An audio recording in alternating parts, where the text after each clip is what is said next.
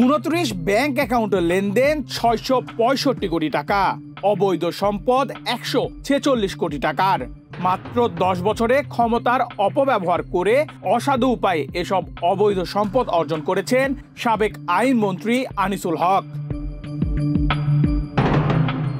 সেই সব জ্ঞাত আয় বহির্ভূত সম্পদের অভিযোগে সাবেক আইনমন্ত্রী আনিসুল হকের নামে মামলা করেছে দুর্নীতি দমন কমিশন দুদক। 1 জানুয়ারি বুধবার এ মামলা দায়ের করা হয়েছে। দুদক জানায়, আনিসুল হকের বিরুদ্ধে জ্ঞাত আয়ের উৎসের সঙ্গে অসঙ্গতিপূর্ণ 146 কোটি 19,70,096 টাকার সম্পদ পাওয়া গেছে। 29টি ব্যাংক হিসাবে 665 কোটি টাকার বেশি লেনদেনের অভিযোগ আনা হয়েছে দায়েরকৃত মামলায়। গত বছরের 7 অক্টোবর আনিসুল হক ও তার ঘনিষ্ঠ সহযোগী অ্যাডভোকেট তৌফিকা করিম সহ সংশ্লিষ্টদের বিরুদ্ধে অনুসন্ধান শুরু করে দুদক।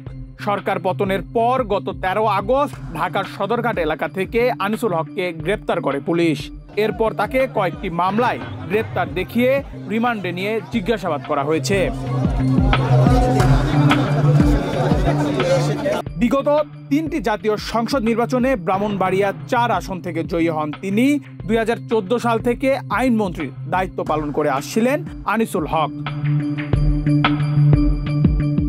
মামলার এজাহার সূত্রে জানা যায়, আনিসুল হক ও তার স্বার্থ সংশ্লিষ্ট ব্যক্তিদের নামে 2014 সালের 1 ডিসেম্বর থেকে 2024 সালের 16 ডিসেম্বর পর্যন্ত জনপ্রতিনিধি হিসেবে অপরাধমূলক সদাচরণ, ক্ষমতার অপব্যবহার ও অসাধু উপায়ে জ্ঞাত আয়ের উৎসের সঙ্গে অসঙ্গতিপূর্ণ 146 কোটি 19,70,096 টাকা সম্পদের মালিকানা অর্জন করেছেন।